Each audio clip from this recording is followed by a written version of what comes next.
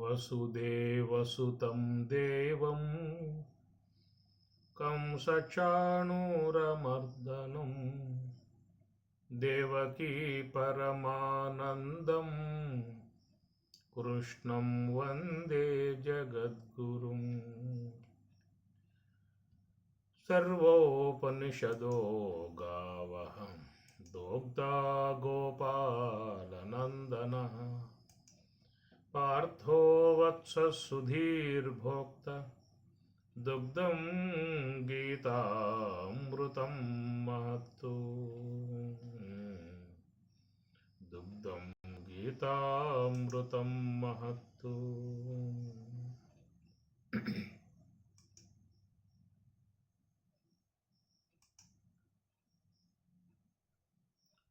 నిన్ను పోనిచ్చదనా సీతారామ, నిన్ను పోనిచ్చెదనా. రట్టు చేసి అరికట్టుదు నింక దిక్కుగలిగితే మొరబెట్టుకోరా రామ. రట్టు చేసి నిన్నరికట్టుదు నింక దిక్కుగలిగితే మొరబెట్టుకోరా రామ. గట్టిగా నీ పాద కమలములెప్పుడు, గట్టిగా నీ పాద కమలములెప్పుడు పట్టి నా మదిలో కట్టి వేయుదురామ. నిన్ను పోనిచ్చెదనా సీతారామ, నిన్ను పోనిచ్చెదనా. పడిబడి మీ వెంటబడి తిరుగగనెంతో జడియక నీవెందు జరిగెదవురా రామ. పడి నీ వెంటబడి తిరుగగనెంతో జడియక నీవెందు జరిగెదవురా రామ. తడయక నీ తల్లిదండ్రులే వచ్చిన గాని, తడయక నీ తల్లిదండ్రులే వచ్చిన గాని విడిచిపెట్టినా నీ కొడుకును రారామ. నిన్ను పోనిచ్చెదనా సీతారామ, నిన్ను పోనిచ్చెదనా. మా వాడవని మొగమాటము లేకుండా సేవ చేసి రవ్వ చేయుదురా రామ. మా వాడవని మొగమాటము లేకుండా సేవ చేసి రవ్వ చేయుదురా రామ. నీవు భద్రాచల నిలయుడవై నన్ను, నీవు భద్రాచల నిలయుడవై నన్ను కావవయ్యా రామదాస విలాస. నిన్ను పోనిచ్చెదనా సీతారామ, నిన్ను పోనిచ్చెదనా. నిన్ను పోనిచ్చెదనా నన్ను రక్షింపక ఎన్ని విధములా నా కన్నులార రామ. నిన్ను పోనిచ్చెదనా సీతారామ, నిన్ను పోనిచ్చెదనా.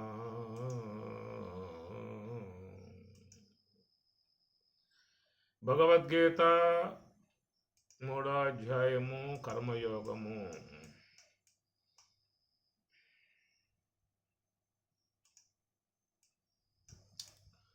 ఇష్టాన్ భోగాన్ హి వో దేవా దాస్యంతే యజ్ఞభావితా. తైః దత్తాన్ అప్రదాయేభ్యః యో భుంక్తే స్తేన ఏవ సః. దేవాన్ భావయతానేన తే దేవా భావయంతు వః. పరస్పరం భావయంతః శ్రేయః పరం అవాప్స్యథా. నిన్న మనం ఈ శ్లోకం మీద దేవతలనే మనం భావించినట్లయితే వాళ్ళు మన యొక్క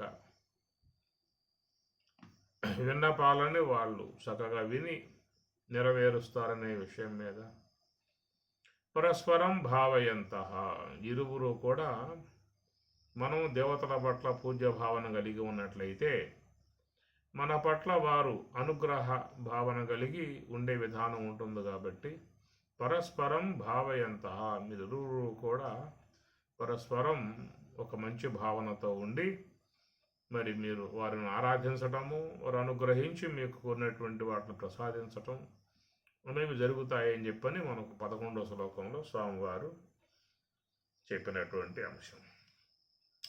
ఇష్టాన్ భోగాన్ హివో దేవాః దాస్యంతే యజ్ఞభావితాః తైః దత్తాన్ అప్రదాయేభ్యః యో భుంక్తే స్తేన ఏవ సహ. ఇష్టాన్ భోగాన్, ఇష్టమై ఉన్నటువంటివి మానవులకు, భోగాన్ భోగముల, యోగాన్ యోగముల. యోగం అంటే ఇష్టం ఉంటుందా, భోగాలంటే ఇష్టం ఉంటుందా లోకంలో మానవులకి? ప్రధానంగా ఇష్టాన్ భోగాన్ స్వామి చెప్పారు ఇక్కడ. ఇష్టాన్ భోగాన్, ఇష్టాన్ యోగాన్ అని చెప్పొచ్చు కదా.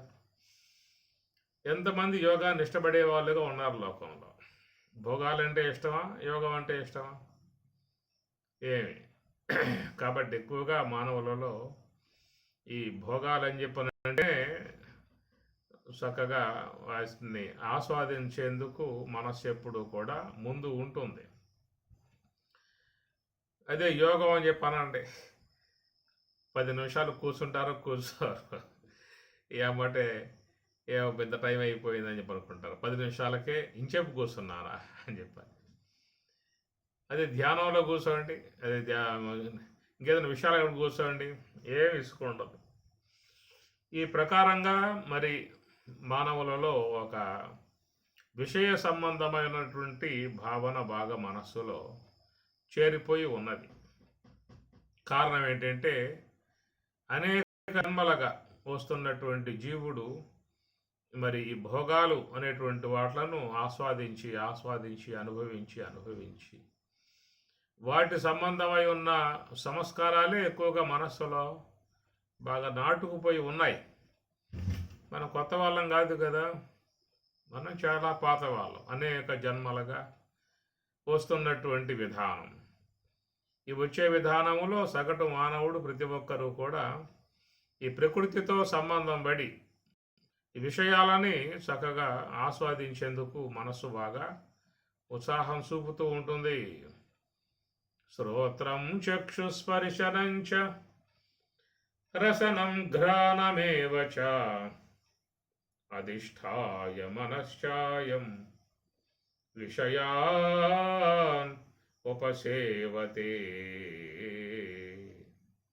ఇష్టాన్ భోగాన్, శ్రోత్రం చక్షుః స్పర్శనం చ రసనం ఘ్రాణమేవ చ అధిష్ఠాయ మనశ్చాయం విషయాన్ ఉపసేవతే.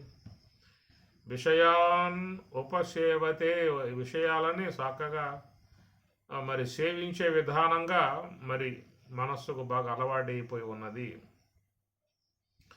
అందువల్ల ఇంద్రియాలతో ఉండేటువంటి సంబంధం, వాటి ద్వారా కలిగేటువంటి ప్రకృతి సంబంధ విషయ అనుభవం, అవన్నీ మన మనస్సు సూక్ష్మ దేహములో బాగా ప్రింట్ అయి సంస్కారాలుగా ఏర్పడటం జరుగుతూ ఉన్నది.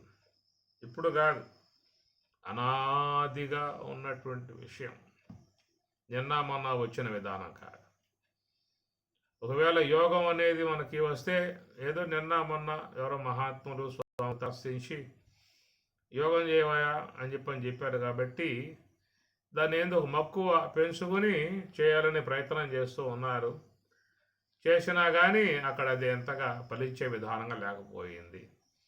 కాబట్టి ఏంటంటే మనస్సులో అనేక జన్మ పరంపరలుగా ఉన్నటువంటి సంస్కారాలు బలంగా ఉన్నాయి కాబట్టి అవి తిరిగి మరలా ఈ భోగ సంబంధమై ఉన్నటువంటి మార్గాల వైపుకే తీసుకుపోతూ ఉంటాయి. కాబట్టి లోకంలో సాధారణంగా అందరికీ చాలా వరకు ఈ భోగం అంటే ఏదో వేరే రకంగా అర్థం చేసుకుంటారు. కాబట్టి విషయ సంబంధమై ఉన్నటువంటి అపేక్ష అని చెప్పుకోవచ్చు. భోగములు అని చెప్పనంటే అదొక రకమైనటువంటి భావం ఏర్పడుతుంది. విషయ సంబంధమై ఉన్నటువంటి అపేక్ష అనేది సాధారణంగా లోకంలో అందరికీ కూడా ప్రగాఢముగా ఉంటుంది. అది ఒకవేళ మనం యోగం అంటే జ్ఞానం అంటే ఇష్టపడేటువంటి విధానంగా ఉండవచ్చు. ఎవరైనా పిల్లకాయలు మన గృహంలో ఉన్నటువంటి వాళ్ళకు వైరాగ్యం వచ్చేసి నాకు ఈ సంసారం వద్దు, పెళ్ళి వద్దు, ఏమొద్దు అని చెప్పిన కనుక అన్నాడని చెప్పానంటే ఊరుకుంటారా? ఏమిరా నీకు వచ్చింది వైరాగ్యం, నాకు రావాల్సింది పోయి నువ్వు పెళ్ళికి వద్దని చెప్పానంటావు అని ఎవరో ఇష్టపడే విధానం ఉండదు. వాళ్ళు కూడా గృహస్థులై వంశాన్ని అభివృద్ధి చేసే విధానంగా రావాలనే కోరుకుంటారు తప్ప వాళ్ళు యోగులుగా సన్యాసులుగా మారిపోయి ఎక్కడికో అరణ్యాలకు పోతాం, హిమాలయాలకు పోతాం అంటే ఏ ఇంట్లో ఎవరు ఒప్పుకుంటారు? అంత వైరాగ్యం ఎవరికి లేదు. అందుచేత ఏంటంటే దాని ఒక అపేక్ష ఉంటుంది, కానీ కేవలం ఒక క్రియారూపకంగా వచ్చిందా అని చెప్పినంటే మాత్రం భయపడిపోయే పరిస్థితి. ఒకవేళ ఇంట్లోనే చెప్పండి అమ్మగారికి, ఏమే నాకు వైరాగ్యం వచ్చేసిందే, ఆశ్రమాలకు పోతున్నా, ఋషికేశం పోతున్నా, రానేక ఇదే చివరి సూపులు చూసుకో అని అన్నారని చెప్పానంటే బెంబేలు ఎత్తిపోతారు ఇంట్లో అందరూ కూడా. అలా అలా అలాగ చెప్పారనుకోండి, రేపు అలాంటి స్వాములు వచ్చారనుకో వాళ్ళు రానివారు ఇంట్లోకే కావాలి, వస్తే మళ్ళీ ఈ నొస ఏమవుతుందని చెప్పేసి అని. ఈ ప్రకారంగా ఇది ఒక సంస్కారాలు బాగా ఏర్పడి ఉన్నటువంటి విధానము. ఎందుకంటే ప్రకృతి కూడా బలీయంగా ఉన్నది. నిర్మాణ విధానములో ప్రకృతి తన యొక్క వైపుకి తిప్పి జీవులను నడిపించుకునే విధానాలుగానే నిర్మాణం చేసుకున్నది. ప్రకృతి నిర్మాణంలో వచ్చేసింది అట్లాగే. పరాంచఖాని వ్యతృణతో స్వయంభూ కాటకవల్లి. పరాంచఖాని అన్ని ఇంద్రియాలు కూడా పరాంచి బయటికి పోయేలాగున వ్యతృణతో స్వయంభూ ఒక బ్రహ్మదేవుల వారు వ్యతృణతో నిర్మాణం చేశాట. ఆ ప్రకారంగా ప్రకృతి పరంగా నిర్మాణం చేయబడి ఉన్నటువంటి అంశం కాబట్టి దాన్ని ఎవరు వ్యతిరేకరిస్తారు? దాన్ని ఎవరు ఆపగలుగుతారు? ప్రకృతి పరంగా స్వాభావికముగా ఏర్పడి ఉన్నటువంటి యొక్క అంశాలతో పోరాటం చేయాలంటే సాధ్యమయ్యేటువంటిది కాదు. ఎందుకంటే ప్రకృతి ఒక ఒరవడిగా మహాప్రవాహంగా పోతూ ఉన్నది. ఆ పోయేటువంటి ఆ ప్రవాహాన్ని అడ్డుకోవాలని చెప్పనంటే ఇది పెద్ద సాహసంతో చేరి ఉన్నటువంటి అంశమే అవుతుందన్నమాట. ఒక నియంత్రణ అంటారు, ప్రకృతిలో ఒక నియంత్రణ అనేది ఉన్నది. అది ఒక ప్రవాహంగా పోయే విధానంగా ఏర్పడింది అన్న. బాల్యం పోయి యవనం వస్తుంది, యవనం పోయి వృద్ధాప్యం వస్తుంది. దీన్ని ఎవడు అడ్డుకుంటాడు? ఎవరు ఆపగలుగుతారు? బాల్యం దాటిన దాకా అందరూ కూడా ఇష్టపడతారు. బాల్యం దాటగానే యవనం రాగానే అక్కడ మళ్ళీ అందరూ కూడా జాగ్రత్త పడే పరిస్థితి ఏర్పడుతుంది. ఆ యవనం పోకుండా కాపాడుకోవాలని చెప్పి నానా తంటాలు పడే విధానాలు కూడా ఉంటా ఉంటాయి. ఎందుకు యవనం కాస్త జారిపోయిందా అంటే మళ్ళీ బతుకు దుర్భరం అయిపోతుంది. పండ్లు పోయి, చెవులు పోయి, కళ్ళు పోయి, జుట్టు పోయి, కాళ్ళు పోయి, చేతులు పోయి, ఇది నానా అవస్థలు పడే పరిస్థితి ఏర్పడుతుంది. ఇంకా ఎవరు చూస్తారబ్బా మనల్ని, ఎవరు ఆదరిస్తారు, ఎవరు మనల్ని మంచిగా చూసుకుంటారు అనేటువంటి కొన్ని భయాలు కూడా ఏర్పడే పరిస్థితి వస్తుంది. కాబట్టి మరి ఆ ఒరవడిని, ఆ ప్రవాహాన్ని ఏమన్నా అడ్డుకట్ట వేయగలిగేటువంటిది ఏమన్నా ఉన్నదా? మార్గానాయా? ఇక్కడ ఎంతో వైజ్ఞానికం డెవలప్ అయ్యింది, మెడికల్ సంబంధ మరి అవన్నీ కూడా డెవలప్ అయ్యాయి. ఎన్నింటినో వాళ్ళు సరిచేసే విధానాలుగా టెక్నాలజీ వైద్య రంగ అభివృద్ధి అయ్యింది. లంగ్స్లు మారుస్తూ ఉన్నారు, కిడ్నీలు మారుస్తూ ఉన్నారు, లివర్లు మారుస్తూ ఉన్నారు. ఇలాగా ఎన్నింటినో అడ్డుకుని వాటిని సరిచేసే విధానాలుగా వచ్చాయి. వచ్చిన విధానంలోనే కనుక వైద్య రంగం డెవలప్ అయ్యి ఇక యవనం అనేటువంటి దశ మంచి పాకంగా వచ్చినప్పుడు అట్లా ఆపేయాలి, దాన్ని కాస్త ముందుకు పక్కన పారేయాలి. ఒక 25-30 ఏళ్ళు వచ్చేసింది అనుకోండి, దాన్ని కాస్త అట్లాగా దాన్ని బ్రేక్ వేయటం, స్విచ్ కట్ చేయటమే, ముందు పోయేది లేకుండా అట్లా ఉండిపోవటమే. అలాంటి విధానాన్ని దేవతలు చేసుకున్నారు. కాబట్టి దేవతలను ఏమన్నారంటే నిర్జరులు అని అన్నారు. వాళ్ళకు పదం ఉన్నది, దేవతలకు పదం అది, నిర్జరులు అని. ఎందుకంటే వాళ్ళు మరి యవ్వనం దశ దాకా వచ్చేదాకా పెట్టుకున్నారు. యవ్వనం దశ వచ్చిన తర్వాత అక్కడ దాన్ని కట్ చేశారు, ఆ పని దాన్ని ఆపేశారు, స్విచ్ ఆఫ్ చేశారు అంతే. అందువల్ల వాళ్ళు ఏమారు నిర్జరులు అన్నారు. వృద్ధాప్యం లేకుండా వాళ్ళు జాగ్రత్త పడ్డారు దేవతలు మాత్రం. ఎందుకంటే మరి అక్కడ దివ్యమై ఉన్నటువంటి భోగాలు ఉంటాయి కదా, దివి దేవ భోగాన్ అన్నారు. ఏతం భుక్త్వా స్వర్గలోకం విశాలం త్రయీ విద్యా మాంసోమపాపోత పాపాయజ్ఞైష్ట్వా స్వర్గతిం ప్రార్థయంతే తే పుణ్యమాసాద్య సురేంద్రలోకం దివ్యాన్ దివి దేవ భోగాన్. అక్కడ దివ్యమై ఉన్నటువంటి భవ్యమై ఉన్నటువంటి అనేక భోగాలు అనేటువంటివన్నీ కూడా మీకు ఆ స్వర్గలోకంలో పుష్కలంగా ఉన్నాయని చెప్పని కదా. అందువల్లే మీకు వేదంలో ఋగ్వేదం, యజుర్వేదం, సామవేదం మంత్రాలన్నీ కూడా దేవలోకానికి పోయే మార్గాన్ని చూపిస్తూ ఉన్నాయి. ఎవరు పడ్డా కానీ యజ్ఞాలు చేసేటువంటి అందరూ కూడా పుణ్యం ఆర్జించి ఇంద్రదేవుణ్ణి ఆశ్రయించి ఆరాధించి, మీకు చూస్తే ఋగ్వేదం, యజుర్వేదం, సామవేదాలలో ఆ ప్రపాఠకాలు అంటారు, సూక్తములు అంటారు, మంత్రభాగం అని చెప్పని పిలిచేటువంటి అవి చూసినట్లయితే మీకు చాలా ప్రపాఠకాలు, సూక్తములు ఇంద్రుణ్ణి కొనియాడుతూనే ఉన్నాయన్నమాట.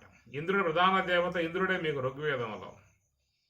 తర్వాత దేవతలు వరుణుడు, అశ్విని దేవతలు, యముడు, అగ్నిదేవుడు, వాయుదేవుడు, ఇట్లా తర్వాత స్థానాల్లో ఉంటారు ఆ ఋగ్వేద మంత్రాల్లో. ప్రథమంగా ఉన్నటువంటి దేవత మీకు ఋగ్వేదంలో ఇంద్రుడు అన్నమాట. అందువల్ల ఇంద్రుడిని దేవతగా ఆరాధించి ఆయన సురేంద్రలోకానికి పోవటానికి ఎంతోమంది పరితపించేటువంటి పరిస్థితి. ఎందుకని చెప్పానంటే దివ్యాన్ దివిదేవ భోగాన్ అన్నారు కదా, భోగాలు. కనుక మానవుని యందు ఏర్పడేటువంటి ఒకనొక భోగ సంబంధమై ఉన్నటువంటి అపేక్ష నిక్కుటముగా ఉన్నది కాబట్టే ఆ ప్రకారంగా మరి ఆ దేవతలుగా ఉన్నటువంటి దివ్య లోకాలలో ఉన్నటువంటి వారు మరి ఆ వృద్ధాప్యము అనేటువంటి అంశాన్ని రానివ్వకుండా వాళ్ళు జాగ్రత్త పడ్డారు. కాబట్టే వారిని నిర్జరులు అనే పదం పెట్టేశారు. అంటే జర అనగా ముసల్తనం, జర అంటే ముసల్తనం. కాబట్టి జర అనేటువంటి రాక్షసి కూడా మీకు భారతంలో దర్శనం ఇస్తుంది.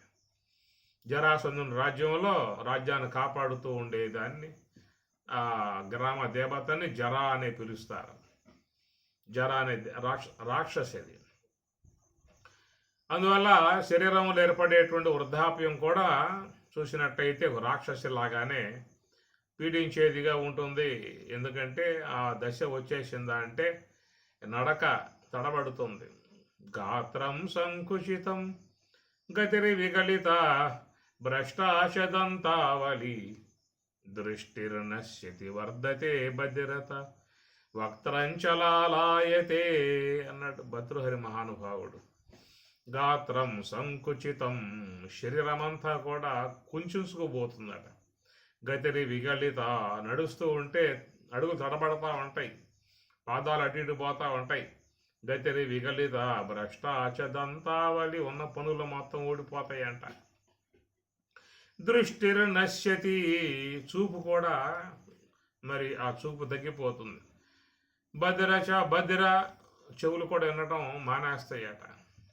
వక్త్రంచలాయతే హా కష్టం పురుషస్య జీర్ణ వయస. కాబట్టి పురుషుని యొక్క వయసు జీర్ణమయ్యిందా అని చెప్పనంటే వచ్చే పరిణామాలు ఇవన్నాడు. పురుషస్య జీర్ణస్య వయస అంటే పురుషులు వాళ్ళకి జీర్ణమైపోతుంది ఆ వయసు, ఆడవాళ్ళకి కాదా అని చెప్పి రాసింది మగవాళ్ళు కాబట్టి మగవాళ్ళు చెప్పుకున్నారు. అది ఆడవాళ్ళు రాస్తే వాళ్ళే చెప్పుకుంటారు ఈ పదాలని. అందుచేత సమానం, ఇరువురికి సమానమే. ఆ దశ వచ్చిందా అని చెప్పినట్టు చెప్పుకున్నవన్నీ కూడా జీవితంలో అప్లై అయిపోతాయి, అన్నీ వచ్చేస్తాయి. ఇలాంటి భయానక వాతావరణంగా చెప్పవచ్చు. వృద్ధాప్యంలో పడ్డటువంటి వారు పొందేటువంటి అతి దీనమై ఉన్నటువంటి పరిస్థితి, ఇతరులపై ఆధారపడి బతకాల్సిన పరిస్థితి, ఇతరులు కూర్చోబెట్టాలి, వాళ్ళు లేపాలి, తీసుకుని నడిపించాలి, అక్కడికి అన్నం అందించాలి. నానా రకాలైనటువంటి కష్టాలన్నీ కూడా వృద్ధాప్యంలో అవన్నీ సవి చూడాల్సిన పరిస్థితి ఏర్పడుతుంది. కనుక ఆ విషయం గమనించేమో మరి దేవతలు అనేటువంటి వాళ్ళు కొంచెం మహిమలు కలిగి ఉన్నారు కాబట్టి వాళ్ళు చక్కగా అందరూ విచారించుకొని ఈ వృద్ధాప్యం అనేటువంటిది లోకంలో మానవులకి అది ఉంటే ఉంది, కానీ మనకు మాత్రం వద్దు. ఎందుకంటే మనం ఇక్కడ దేవలోకంలో చాలా కాలం కూడా ఉండాల్సి ఉన్నది, ఎన్నో దివ్య భోగాలు పొందాల్సి ఉన్నది. కనుక అలాంటి విధానంగా ఉన్నటువంటి మనకు గనక ఒకవేళ ఈ వృద్ధాప్యం అనేది ప్రవేశించిందా అని చెప్పానంటే ఇంకా స్వర్గంలో ఉండి చేసేది ఏముంది, ఇంకా అటువంటి ఏం చేయాలి? స్వర్గంలో ఉండి వృద్ధాప్యం వస్తే చూస్తూ కూర్చోవాలి తప్ప ఏం పొందే అవకాశాలు ఉండవు అక్కడ. కాబట్టి ప్రకారంగా వాళ్ళు ఆలోచించి ఏం చేశారని చెప్పానంటే వృద్ధాప్యం రాకుండా బైకాట్ చేసి పారేశారు అవన్నీ. అందువల్ల వారిని నిర్జరులు అనేదిగా వాళ్ళని పిలుస్తూ ఉన్నారు. ఈనాడు మనకు కూడా వైద్య రంగం బాగా డెవలప్ అయింది కాబట్టి ఏమన్నా కొంత విచారించి ఈ శరీరంలో మరి ఈ యవ్వన దశ వారికి మాత్రమే వచ్చినప్పుడు ఆపేసి ఈ వృద్ధాప్యంలోకి పోకుండా ఉండే విధానాలకు ఏమన్నా వైజ్ఞానిక కనుగొంటుందేమో అది ముందు ముందు చూడాల్సి ఉంటుంది. ఇలాంటి ప్రక్రియ దేవలోకంలో అయితే వచ్చేసేసింది, కానీ మానవ లోకంలో మాత్రం ఇంకా అది రాలేదు. ఇంకా ముందేమన్నా వస్తుందేమో ఎదురు చూడాల్సి ఉంటుంది. ఏ ఎదురు చూస్తా వృద్ధాప్యం వచ్చి పడితే ఇప్పుడు ఏవి ఒకవేళ ఎవరెవరో ఉండగా వచ్చినట్లయితే మనం జాగ్రత్త పడేవాళ్ళమేమో. ఒకవేళ ఇప్పుడు వచ్చిందనుకో మనకు ఛాన్స్ ఉండదు, ఇక యువకులు ఛాన్స్ వాళ్ళకి. అలాంటి విధానం అన్నమాట. కాబట్టి ప్రకారంగా మరి మానవ జీవితంలో చాలా వరకు అందరూ కూడా మంచిగా జీవించాలి, బాగా జీవించాలి, సుఖవంతముగా జీవించాలి, ఐశ్వర్యవంతముగా జీవించాలి, అన్ని సౌకర్యాలు కలిగి జీవించాలి అనేది ఒక సామాన్యమై ఉన్నటువంటి భావన. ఇది అందరికీ సామాన్యంగా ఉంటుంది ఈ భావన. బాగా జీవించాలి, మంచిగా జీవించాలి, సుఖవంతంగా జీవించాలి, మంచి ఐశ్వర్యంతో జీవించాలి, అనేకటువంటి యొక్క భోగాలతో చక్కగా జీవించాలి. అవన్నీ కూడా మా కుటుంబంలో అందరికీ కూడా ప్రాప్తించాలి. అదే కదా గుళ్ళోకి పోతే ట్రంకాయ పట్టుకుపోతే అయ్యవార్త చెప్పించుకుంటాం కదా, సంకల్పం చెప్పవాయా, ఆశీర్వాదం చేయవాయా అని చెప్పి అంటలేదా? అది చేయకపోయాడంటే దక్షిణ ఖాళీ ఆ పంతులు గారికి, ఆ పల్లెంలో రూపాయి పడదేక. అందుచేత ఆయన కూడా ధనకనక వస్తు ప్రాప్తిరస్తు, అష్టైశ్వర్యాది సిద్ధిరస్తు, ఇష్టకామ్యార్థ ఫలసిద్ధిరస్తు అని ఈ విధంగా ఆయన చెప్పాల్సి ఉంటుంది. నీ వైరాగ్య ప్రాప్తిరస్తు, శీఘ్రమే అరణ్యాలకు పోయేదిగా సిద్ధిరస్తు, ఆశ్రమాలకు పోయేదిగా సిద్ధిరస్తు, ఇట్లా ఇట్లా చెప్పాడంటే పంతులు వాడు తీసుకుపోయి నదిలో పారేస్తారు ఆ పంట. కనుక ఎవరు ఒప్పుకునే పరిస్థితి కాదు. కాబట్టి ప్రకారంగా లోకంలో సాధారణంగా అందరూ కోరుకునేటువంటిది మంచిగా జీవించాలి, సుఖంగా జీవించాలి, సంతోషంగా జీవించాలి. కుటుంబ సభ్యులందరూ కూడా అందరూ కూడా ఎల్లవేళలా ఆరోగ్యంగా ఆనందంగా ఉండాలనేటువంటి యొక్క కోరికలతోనే అందరూ కూడా పూజలు చేసినా, యజ్ఞాలు చేసినా, వ్రతాలు చేసినా, ఏమి చేసినా మా అబ్బాయి బాగా ఉండాలి, మా అమ్మాయి బాగా ఉండాలి, మా కోడలు బాగా ఉండాలి, మా వారు బాగా ఉండాలి, మా అల్లుడు బాగా ఉండాలి. ఇదే కదా అందరు కోరుకునే జీవితంలో. కాబట్టి ఇది సామాన్యం, కోరుకోవాల్సిందే, తప్పదు.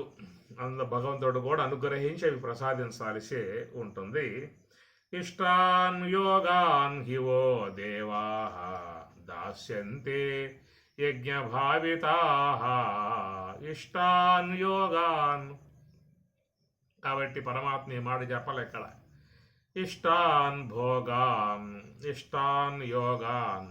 ఇష్టం ఎవరికై యోగం అంటే ఎవడో ఒకడు ఉంటాడు, ఉన్నవాడు ఎక్కడో ఉంటాడు. మనుష్యానాం సహస్రేషు కశ్చిత్ యతతి సిద్ధయే యతతామపి సిద్ధానాం కశ్చిత్ మాం కశ్చిత్ ఒకానొకడు అన్నాడు. మనుష్యానాం సహస్రేషు అనేక వేల మందిలో ఒకానొకడికి ఈ యోగం అనేటువంటిది ఏర్పడుతుంది. అందువల్ల దీని మీద అంతగా ఎవరికి కూడా మక్కువ అనేది కలగదు.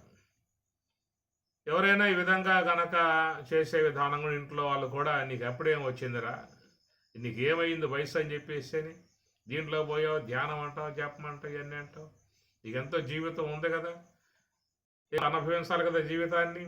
ఆ తర్వాత వృద్ధాప్యం వచ్చిన తర్వాత ఏమి పండ్లు, కండ్లు, చెవులు, కాళ్ళు మొత్తం పోతాయి కాబట్టి అప్పుడు పోయి ఆశ్రమంలో కూర్చో, ఉపన్యాసాలకు కూడా కూర్చో అని చెప్పని అంటారు. ఇది ఒక స్వాభావికముగా ఏర్పడ్డటువంటి మానవులలో విధానము, ప్రకృతి పరంగా వచ్చినటువంటి విధానం. ఏమి భోగ శరీరం భువనాధారం.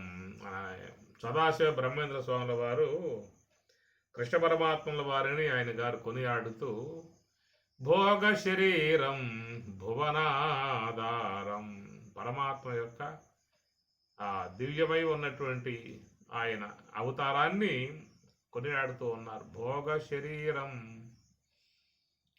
కాబట్టి ఆయన కూడా మరి దివ్యమై ఉన్నటువంటి భోగాలని అనుభవించాడు. కాబట్టి యోగం ఉన్నవాడు భోగాలు పొందకూడదు, భోగాలలో ఉన్నవాడు యోగం జీలించకూడదు అని లోకంలో మామూలుగా భావిస్తూ ఉంటారు. యోగంలో పోయావా నీకు భోగాలు అవసరం లేదు, భోగాలు పొందకూడదు, భోగాలలో ఉన్నవాడు నువ్వు యోగంకి పైకి రావు అనే మాటలు వాడుతూ ఉంటారు. కానీ దానికి పరమాత్మ నిదర్శనం. ఆయన మహాయోగి, యోగీశ్వరుడు కృష్ణ పరమాత్మల వారు. ఎత్ర యోగీశ్వర కృష్ణ, ఆయన మహాయోగీశ్వరుడు. భోగ శరీరం భువనాధారం అన్నాడు సదాశివ బ్రహ్మేంద్ర స్వాముల వారు. భోగ శరీరం కనుక ఆయన సకల భోగాలని భోగించాడు, యోగాన్ని శీలించాడు. ఆయనకి రెండు కన్నుల్లాగా అటు యోగము ఉన్నది, అటు భోగ సంబంధమై ఉన్న జీవన విధానము ఉన్నది. అందువల్ల అది పూర్ణావతారము అన్నారు. రామావతారం పూర్ణావతారం, కృష్ణావతారం పరిపూర్ణావతారం అన్నారు. ఎందుకంటే ఆయన అలాంటి యొక్క దివ్యమై ఉన్నటువంటి జీవితాన్ని ఆయనకి చేసుకున్నాడు. మరి ఎంతమంది పత్తుములు, ఇంకా 16,000 మంది ఆయన సేవ చేసేవాడు. ఇంతటి దివ్యమై ఉన్నటువంటి భోగ విధానమే మీకు భాగవతంలో పోతే దశమ స్కందంలో కనపడేటువంటి అంతా కూడా స్వామివారి యొక్క దివ్య భోగ లీలలు, భోగ జీవన విధానము అది. అందువల్ల ఇలాంటి విధానాన్ని తప్పు పట్టే పరిస్థితులు మనస్సులో బాగా ప్రగాఢంగా కొంతమంది నాటుకొని ఉంటాయి. ఎందుకు దొల్లించి అవి వాటి మీద నిరసన భావనలుగా ఇంటూ వచ్చారు. కాబట్టి పలుమార్లు వింటే దాని మీద ఏమవుతుందంటే అదే మనస్తత్వం, అదే భావన ఏర్పడే అవకాశం ఉంటుంది.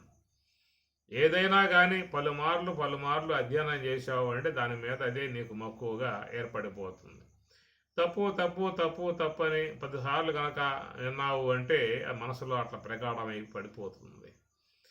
ఈ ప్రకారంగా మరి మనస్సులో పడ్డటువంటి ఈ భావాలు అది తొలగించి విధానాలుగా ఏర్పడినటువంటి, ఎందుకంటే మనకు మన భారతీయ ఆర్య సంస్కృతి ఏదైతే ఉన్నదో ఉపనిషత్తులు, వేదములు ఇవన్నీ కూడా మానవునికి 2 భాగాలను అందించారు. అందువల్ల మీకు వేదములు కూడా 2 వైపులా ఉంది. 2 కన్నుల్లాగా పూర్వ భాగం, ఉత్తర భాగం 2 పరమాత్మ ఇచ్చాడు. పూర్వ భాగం అనేటువంటి దాని ద్వారా ఒక దివ్యమై ఉన్నటువంటి, సుఖవంతమై ఉన్నటువంటి జీవితాన్ని అనుభవించే విధానముగా దాన్ని మీరు భోగము అంటారు, ఇంకేమంటారో చెప్పుకోవచ్చు. సుఖమయ జీవితాన్ని అందించే విధానంగా ఉండేట్లుగా ఈ పూర్వ భాగం అనేటువంటి యొక్క మంత్ర భాగాలని ఆయన సర్వేశ్వరుడు మానవ లోకానికి అందించాడు. అట్లానే యోగ తత్వముగా ఉన్నటువంటి, జ్ఞాన తత్వముగా ఉన్నటువంటి ఉపనిషత్ భాగాలను కూడా ఆయన అందించాడు. కాబట్టి ఈ ప్రకారంగా ఒకదాని యందు నిరసన, ఒకదాని యందు మక్కువ అనేది ఏమీ కూడా అవసరం లేదు. ఎందుకంటే రెండు ప్రసాదించింది ఈశ్వరుడే కాబట్టి, కనుక ఈశ్వరుని యొక్క మరి ప్రాప్తింపజేసినటువంటి ఆ భాగాలని సగౌరవంగా స్వీకరించాలే తప్ప దీంట్లో ఉన్నవాడు దానిని నింద చేస్తాడు, దాంట్లో ఉన్నవాడు దీనిని నింద చేస్తాడు. ఇది లోకంలో మనకు కనపడతా ఉన్నది. వాదోపవాదాల్లో కూడా ఇది మనకి కనపడే విధానాలుగా ఉంటూ ఉన్నది. కనుక ఈ నివృత్తి మార్గము, జ్ఞాన మార్గం అనబడేటువంటి వాడేమో ఆ మార్గాన్ని నింద చేస్తాడు. ఆ మార్గంలో ప్రయాణం చేసేటువంటి వాళ్ళేమో ఈ మార్గం ఉన్నటువంటి వాళ్ళని చేతకాని వాళ్ళుగా, సవటాలుగా, వాళ్ళని కేవలం ఒక వేరే భావాలుగా వాళ్ళు చేసేటువంటి విధానం. అందుచేత జీవితంలో రెండు అనేటువంటివి ఒక వరబడి. ఎట్లయితే సర్వేశ్వరుడు అర్ధనారీశ్వరుడుగా ఉన్నాడో, సగభాగం అమ్మవారు, సగభాగం స్వామివారు, ఏమి అట్లాగా జీవితంలో రెండు అంశాలు ఉన్నాయి. యోగము ఉండాలి, భోగము ఉండాలి. రెండు సమభాగంగా ఉండేటువంటి విధానం. అందువల్ల వేదం సర్వేశ్వరుడు ఎట్లా అర్ధనారీశ్వరుడుగా, అమ్మవారు స్వామివారు ఇద్దరు కలిసి అవిభాజ్యముగా విడరాని బంధముగా ఉన్నదో, అదే ప్రకారంగా వేదం అనేటువంటిది కూడా ఉత్తర భాగము, పూర్వ భాగము రెండు కూడా అవినాభావ సంబంధం కలిగి ఉన్నటువంటి అంశాలే. ఈ రెండు కూడా జీవితంలో ఉరవడిగా ప్రయాణం చేయాలనేటువంటిది చూస్తే మనకి కృష్ణ పరమాత్మల వారి జీవితంలో కనపడుతుంది. ఆయన యోగీశ్వరుడు, ఆయన భోగ జీవన విధానం గలవాడుగా దర్శనం ఇస్తాడు. దశమ స్కందంలో మీరు పోతే ఆ దశమ స్కందంలో స్వామివారి యొక్క లీలా విధానాలన్నీ మీకు చూసే అవకాశాలు ఉంటాయి. అందువల్ల నిరసన చేయలు ఆయన గారు అటు యోగమును శీలించాడు, ఇటు జీవన విధానములో చక్కటి ఒక సుఖవంతమై ఉన్నటువంటి ఆ జీవన విధానాన్ని ఆయన గారు ఎన్నుకున్నారు. ఇదే ఆయన లోకానికి చూపించిన విధానము. అదే మనకి వేదం ద్వారా వచ్చినటువంటి రెండింటి యొక్క సమ్మేళనమై ఉన్నటువంటి అంశము అన్నమాట. ఇష్టాన్ భోగాన్ హివో దేవా దాస్యంతే ఎవరైతే ప్రకారముగా మరి ఆ దేవతలను ఆరాధిస్తారో వాళ్ళకి చక్కటి ఈ భోగాలు జీవితంలో సుఖపడేటు విధానముగా ఉన్నటువంటి వాట్లను ప్రసాదించేటువంటి విధానముగా ఉంటుంది. ఇది ఎందుకంటే జీవితంలో భాగం, దాన్ని తప్పించడానికి ఎవరికి కూడా సాధ్యమయ్యేటువంటిది కాదు. రెండు కూడా ఒకే పంథాలో ప్రయాణం చేసే విధానముగా పెట్టుకోవాలి. అటు యోగము కానీ భోగము కానీ రెండు కూడా జీవితం నడిచే విధానంగా పెట్టినప్పుడే వారి జీవితము సంతృప్తికరముగా పోయేటువంటి విధానముగా ఉంటుంది. ఏ ఒక్కదాన్నో జీవితంలో పెట్టుకున్నట్లయితే అది అసంపూర్ణమైన జీవితముగా పోయే అవకాశం ఉంటుంది. సంపూర్ణత ఉండదు. అటు యోగము లేని భోగము, భోగము లేని యోగము, ఆ జీవితం ఒక అర్ధభాగం వరకే నడిచే విధానముగా ఉంటుంది. ఇది మనం కృష్ణ పరమాత్మ స్వామివారి యొక్క జీవన విధానములో దర్శించుకొనవచ్చు. కాబట్టి ఆయన యోగీశ్వరుడుగా ఉన్నాడు, మహాభోగ జీవన విధానముగాను రెండు వైపులా ఉన్నాడు. చక్కగా లోకానికి ఎంతో తాత్విక సంబంధమై ఉన్నటువంటి మంచి జ్ఞానాన్ని కూడా ఆయన గారు బోధించాడు. ఇంతమంది పత్నులతో నిరంతరముగా అలరాడేటువంటి యొక్క దివ్యమై ఉన్నటువంటి స్వామి వాటను ఆస్వాదిస్తూనే మరి యోగాన్ని చక్కగా ఆయన శీలించగలిగాడు అని అర్థం. ఎందుకంటే ముఖ్యంగా మరి ఈ సన్యాసుల కంటే గృహస్థులుగా ఉన్నటువంటి వారే యోగాన్ని చక్కగా అధ్యయనం చేయాల్సి ఉంటుంది. కుటుంబంలో అనేక రకాలైనటువంటి సమస్యలు లాంటివి వచ్చి పడతా ఉంటాయి. మానసిక ఒత్తిళ్ళు కూడా వస్తూ ఉంటాయి, అనేక కలతలు వస్తూ ఉంటాయి, బాధలు వస్తూ ఉంటాయి. అవన్నీ తట్టుకుని ఉండగలిగేటువంటి విధానం ఆయనకి యోగం అనేటువంటిది ప్రసాదిస్తుంది. ఏ కాబట్టి ఆ యోగము ద్వారా మనస్సుని స్థిరత్వాన్ని సాధించుకునే అవకాశం ఏర్పడుతుంది. కాబట్టి మా యొక్క కృష్ణ పరమాత్మ యొక్క జీవన విధానంలో మనం చూసినట్లయితే రెండు కూడా సమానంగా ప్రయాణం చేశాయి. అటు యోగము ఇటు భోగము రెండు సమానంగా ప్రయాణం చేశాయి కృష్ణ పరమాత్మ యొక్క జీవన విధానములో.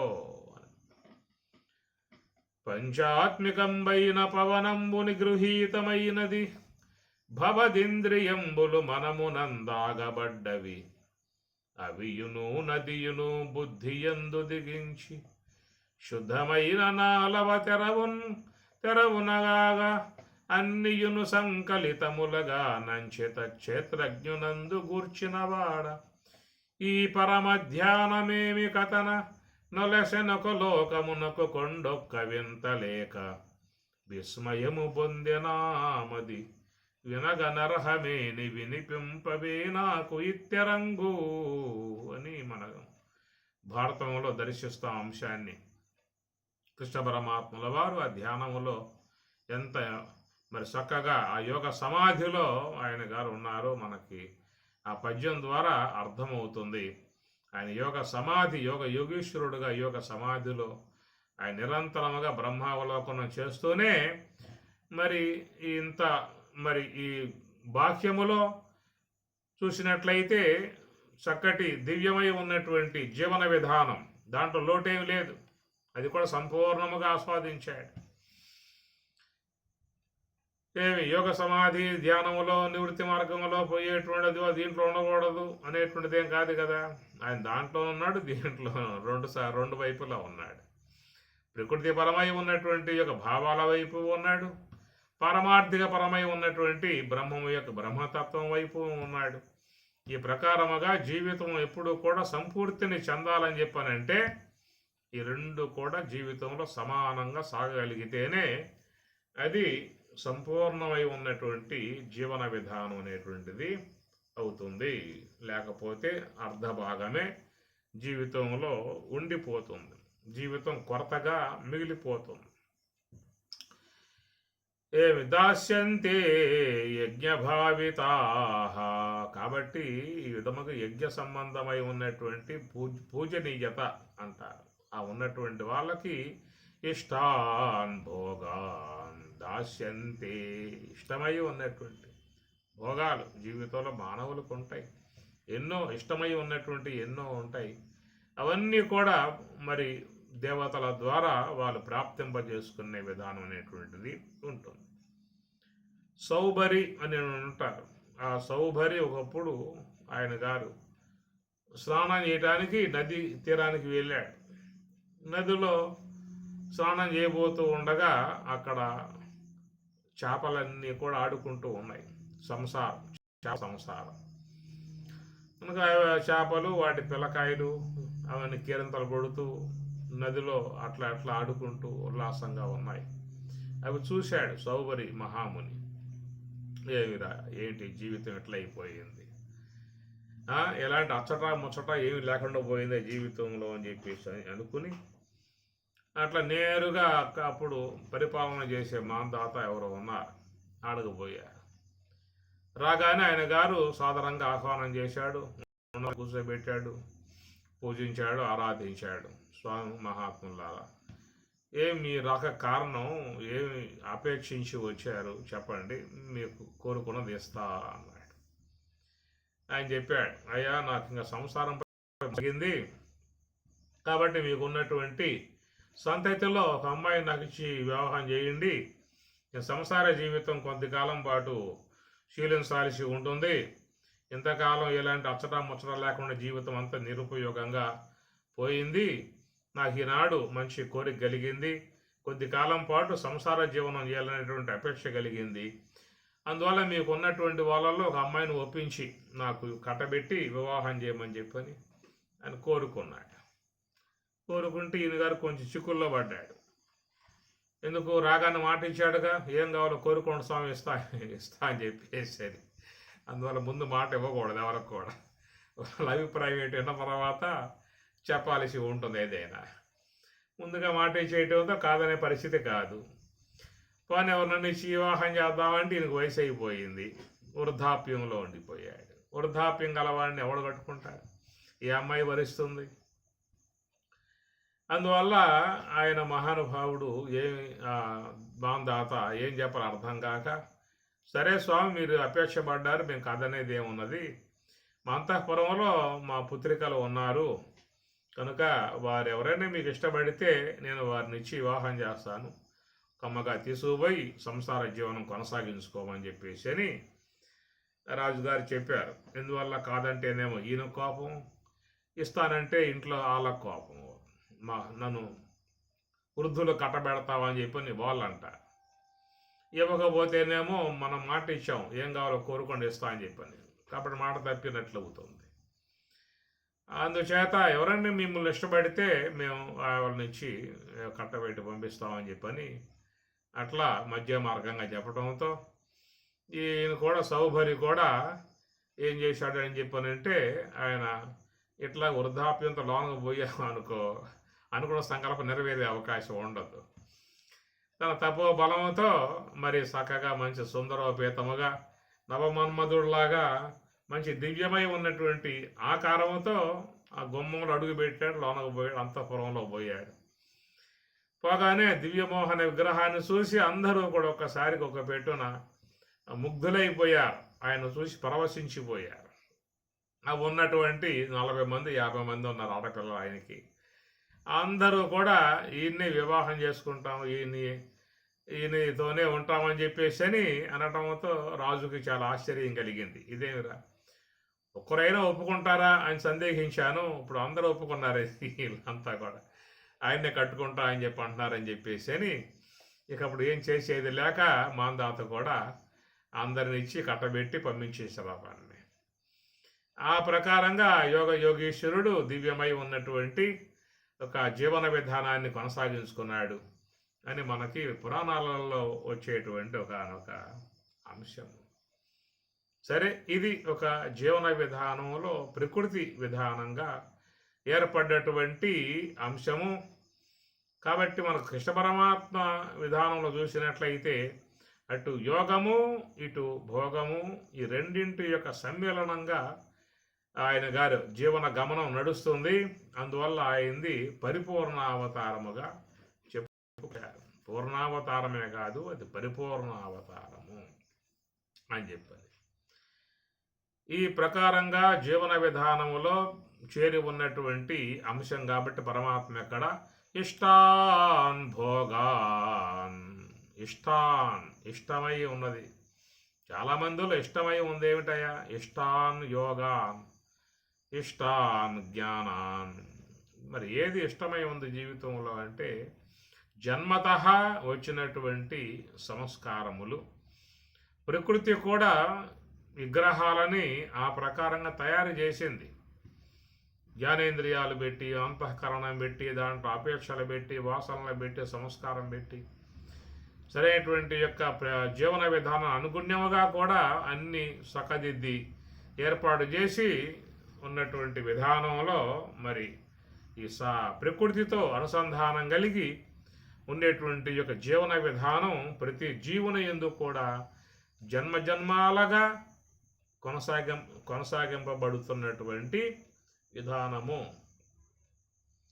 ఆ ప్రకారంగా మరి పరమశివుడు కూడా నిరంతరం కైలాసమే ధ్యానం చేసుకుంటూనే ఉన్నాడు, తపస్సు చేసుకుంటూనే ఉన్నాడు. ఆయనకి ఎలాంటి అపేక్షలు మనసులో లేవేమో అట్లా ఆయన గారు మహాదేవుడై యోగ సమాధిలో నిమగ్నుడై నిరంతరముగా తత్వ అవలోకన చేస్తూ ఉన్నటువంటి ఆయన మరి ఆయనను సతీదేవి వరించటముతో ఆయన కూడా మనస్సు ఆ వైపుకి మళ్ళింది. కనుక జీవన విధానాన్ని ఆయన గారు పెంపొందింపజేసుకున్నాడు, సంసార జీవన విధానాన్ని ఏర్పాటు చేసుకున్నాడు. ఎంతో దివ్యంగా భవ్యంగా అటు యోగము ఇటు భోగము రెండు కూడా సమానంగా నడిచాయి ఆయన గారికి. కాబట్టి మరి ఆ జీవితంలో ఒక నూతనత్వం అనేటువంటి విధానంగా నడిచినటువంటి యొక్క విధానము. ఇక తర్వాత కాలంలో కొన్ని అవాంతరాల విధానాలను అనుసరించి మరి ఆ వచ్చినటువంటి ఆమె తిరిగి మరలా అదృశ్యమైపోయిందా అన్నట్లుగా ఆమె తనువు సాలించి పరమశివునికి దూరమై వెళ్ళిపోయింది. దాంతో మరి మహాదేవుడు ఎంత ఆవేదన పొందాడో మనం భాగవతంలో చూస్తాం. రుద్రావతారం అయిపోయాడు, మహాతాండవం చేశాడు.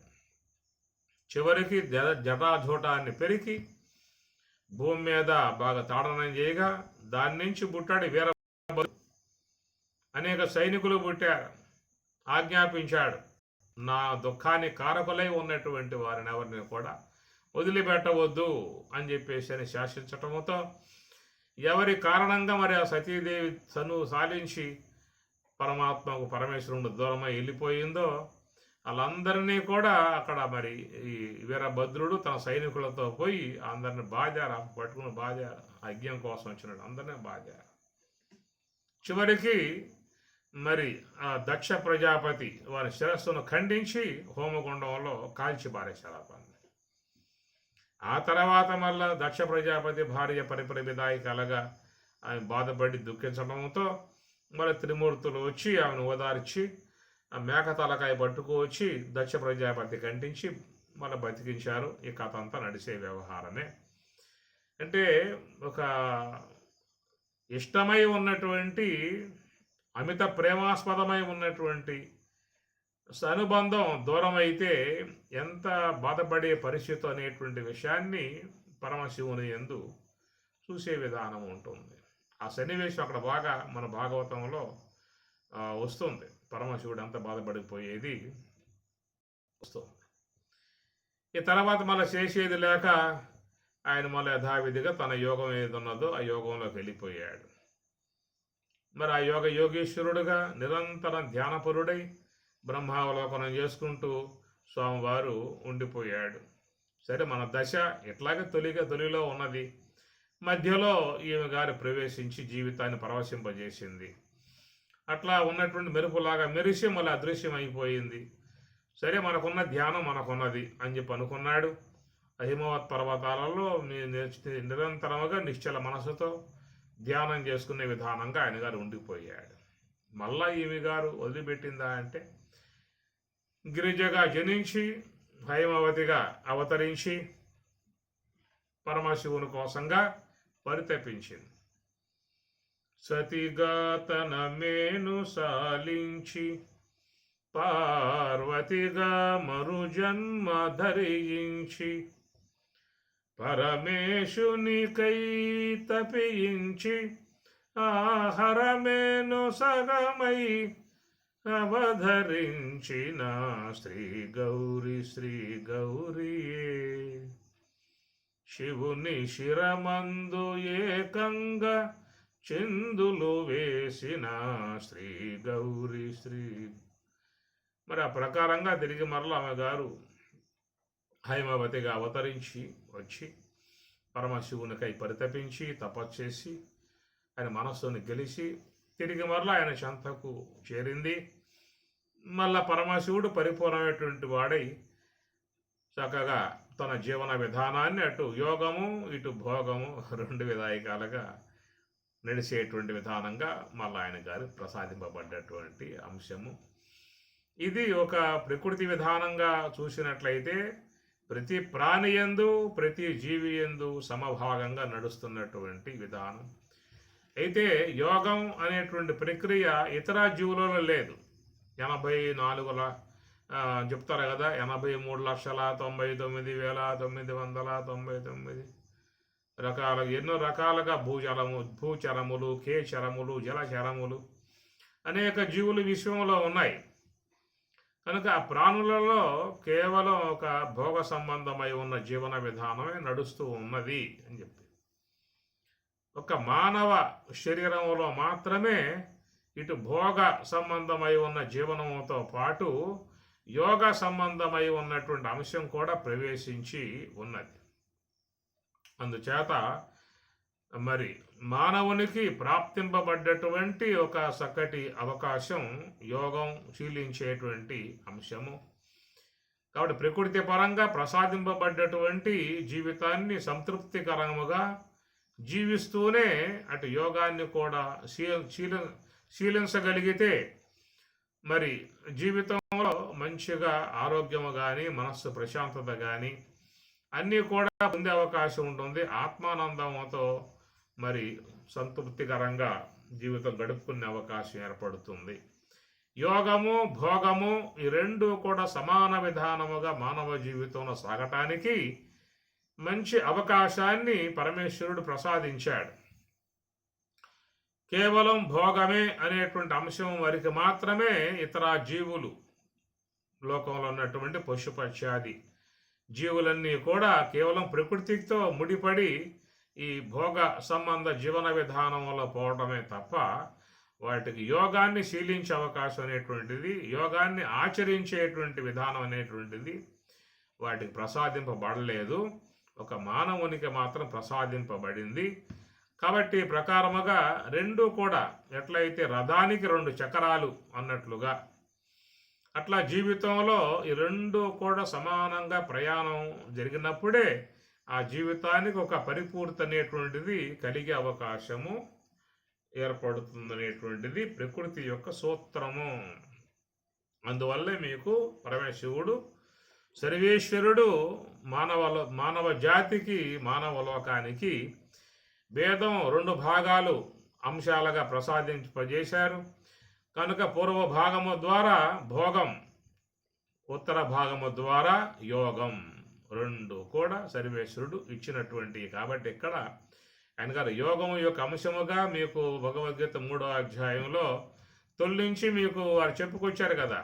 ఈ కర్మేంద్రియాన్ని సంయమ్య య ఆస్తే మనసా స్మరన్ ఇంద్రియార్థాన్ విమూఢాత్మ మిథ్యాచారస్స ఉచ్యతే అని ఆరంభం చేయటంతోనే స్వామివారు సాంఖ్యము యోగము అని చెప్పనంటూ ఆ విషయాలు ప్రస్తావన తీసుకుంటూ వస్తూ తర్వాత నైష్కర్మ్యం పురుష సునుతే, నైష్కర్మ్యమగు బ్రాహ్మీ అనుభవాన్ని మరి చక్కగా సంపాదించుకోవాల్సి ఉంటుందనేటువంటి విషయం మీద మనకు ఆ విషయాన్ని అందించి అలాంటి యొక్క మరి నైష్కర్మ్య బ్రాహ్మీ అనుభవం పొందటానికి గల సాధనా సంబంధమై ఉన్నటువంటి అంశాన్ని కూడా కింద ప్రస్తావన చేస్తూ కర్మేంద్రియాన్ని సంయమ్య ఆస్తే మనసా స్మరన్, కేవలం ధ్యానములో ఉన్నటువంటి వారు మరి జ్ఞానేంద్రియములు కర్మేంద్రియాలు మాత్రం నిగ్రహించి జ్ఞానేంద్రియాలతో మనసుతో పరుగులు తీసేవాడుగా ఉన్నట్లయితే వాడు మరి సంపూర్తి యొక్క స్థితిని పొందే అవకాశం ఉండదు అని చెప్పనంటూ యస్వింద్రియాన్ని మనసా నియమ్య రభతే అర్జున కర్మేంద్రియై కర్మయోగం అసక్తస్య విశిష్యతే అని చెప్పనంటూ మరి ప్రకారంగా చేసేటువంటి వాళ్ళకంటే కర్మేంద్రియాలతో పాటు జ్ఞానేంద్రియాలు కూడా మనసు కూడా నిగ్రహించి మరి ఆ మార్గంలో ప్రయాణం చేసేటువంటి వాళ్ళు ఇంకా ఉన్నతమై ఉన్నటువంటి స్థాయిని పొందే అవకాశం ఏర్పడుతుందని చెప్పనంటూ నియతం కురు కర్మత్వం కర్మజ్యాయోహ్య కర్మణ శరీర యాత్ర అపిచతే, అది చక్కటి పదాలు దాంట్లో పరమాత్మ చొప్పించి దానిని శరీర యాత్ర అని, దైవయాత్ర అని, తీర్థయాత్ర అని చెప్పన్నట్లుగా మరి ఆ మానవులందరూ అలాంటి యోగులందరూ కూడా నివృత్తి మార్గంలో ప్రయాణం చేసి ఆ దివ్యమై ఉన్నటువంటి స్వరూపానుభవాన్ని పొందేటువంటి అవకాశం అలాగే ఏర్పడుతుందని చెప్పనంటూ ఆ తర్వాత ఎక్కడ మరి ఇంతవరకు వేదం యొక్క ఉత్తర భాగాన్ని అనగా ఉపనిషత్తుల యొక్క యోగ మార్గాన్ని ఆయన తెలియజేసి ఆ తర్వాత వేదం యొక్క పూర్వ భాగం రెండో భాగాన్ని అందుకుంటూ సహయజ్ఞా ప్రజా సృష్ట పురోవాచ ప్రజాపతి అనేన ప్రసవిష్యధ్వం ఏషవ అస్తు ఇష్టకామధుక్కు మీరు కోరుకున్నటువంటి యొక్క అపేక్షలను నెరవేర్తింపజేసేటువంటివిగా ఉంటాయి అని చెప్పని, దాని ద్వారా మీరు దేవతలను ఆరాధించినట్లయితే దేవతల ద్వారా మీరు మంచి ప్రయోజనాన్ని పొందే అవకాశం ఏర్పడుతుందని చెప్పనంటూ ఇష్టాన్ భోగాన్ హివో దేవాః దాస్యంతే యజ్ఞభావితాః.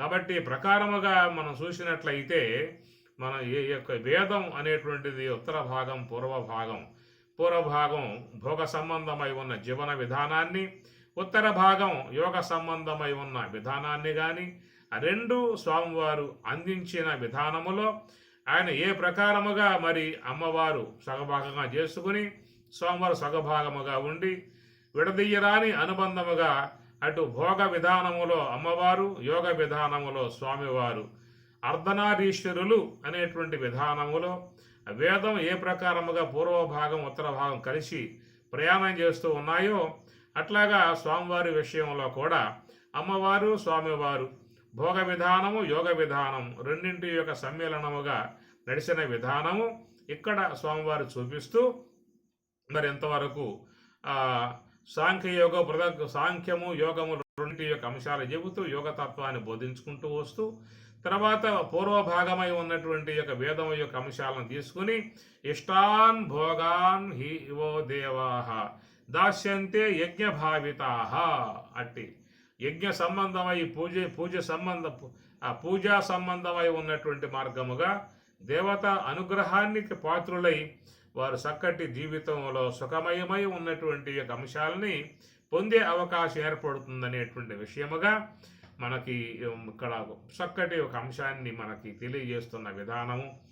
అయితే లోకములు ఎట్లా ఉందాయా అని చెప్పనంటే ఆ మార్గంలో పోయేవాడు ఈ మార్గాన్ని నింద చేస్తాడు, ఈ మార్గంలో పోయేవాడు ఆ మార్గస్తుడిని నింద చేసే విధానాలు ఇట్లా మనుషులలో ఒక అవగాహన లేని విధానం నుంచి వాళ్ళు చీలిపోయి ఏకపక్షముగా మాట్లాడేటువంటి విధానం కనపడుతుంది. ఒకడు శివాలయానికి పోయాడు, ఆ శివాలయంలో వానికి ఏంటంటే స్వామివారంటే మాత్రమే భక్తి వాడికి. ఏం చేశాడంటే ఆ శివాలయం సగం వరకు తిరుగుతాడు, మరి వెనక్కి వచ్చేస్తాడు, మొత్తం రౌండ్ వేయడు. ఎందుకంటే సగభాగం అమ్మవారు ఉంది కదా, సగభాగమే స్వామివారు ఉన్నది కనుక ఆ సగం వరకే పోతాడు గుడి చుట్టూ, మళ్ళీ తిరిగి వస్తాడు ఈ వైపుకి అడుగువాడు, ఎందుకంటే ఆ పక్క అమ్మవారు ఉంది కాబట్టి. కనుక వాడు ఈ విధముగా చేస్తూ ఉంటే అమ్మవారి కోపం వచ్చేసి వాడికి శక్తిహీనుడిని చేసింది. ఆ పని శక్తిహీనుడిని చేస్తే అడుగు ముందుకు వేయలేకపోయాడు, కింద పడిపోయాడు. అప్పుడు స్వామివారు కనికరించి, నాయన ఇద్దరం ఒకటేరా నాయన, ఇద్దరిని గౌరవించు, ఇద్దరిని పూజించు, నన్ను ఒక్కడినే పెట్టుకోమాక అని చెప్పని వాడు హితవు పలికి చెప్తారు. కాబట్టి ఆ ప్రకారముగా మనకి ఈనాడు ఆధ్యాత్మిక రంగంలో ప్రయాణం చేసే వాళ్ళు కూడా మేము పూర్ణ వైరాగ్యవంతులము అనేటువంటి వాళ్ళేమో ఆ మార్గాన్ని నింద చేసే వాళ్ళు అవుతారు. కేవలం భోగ విధానముగా ప్రయాణం చేసే విధానటువంటి వాళ్ళేమో వాళ్ళు దీనిని నింద చేసే విధానముగా ఏర్పడి ఉన్నటువంటి వాతావరణము.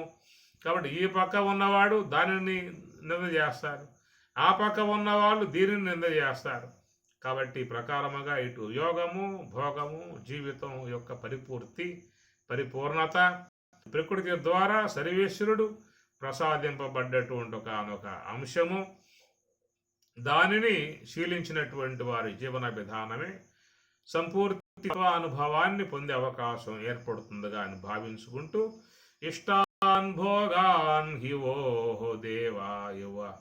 దేవాః దాస్యంతే యజ్ఞభావితాః తైః తాన్ అప్రదాయేభ్యః యః భుంక్తే స్థిన ఏవ సః. ఓం సహనా భవతు సహనౌ భునక్తు సహ వీర్యం కరవావహై తేజస్వినావధీతమస్తు మా విద్విషావహై. ఓం శాంతి శాంతి శాంతి. హరి ఓం తత్సతు. శ్రీ గురుభ్యో నమః. హరి ఓం తత్సతు.